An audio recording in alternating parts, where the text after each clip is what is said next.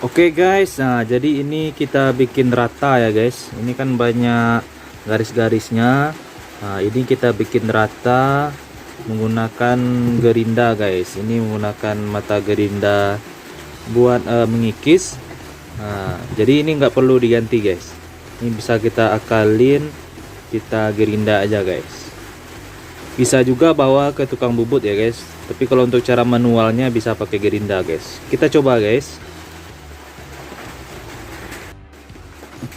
Oke guys, ini setelah kita gerinda, ini udah rata lagi guys. Nah, ini udah mantap lagi, jadi nggak perlu ganti. Nanti kita pasang lagi guys.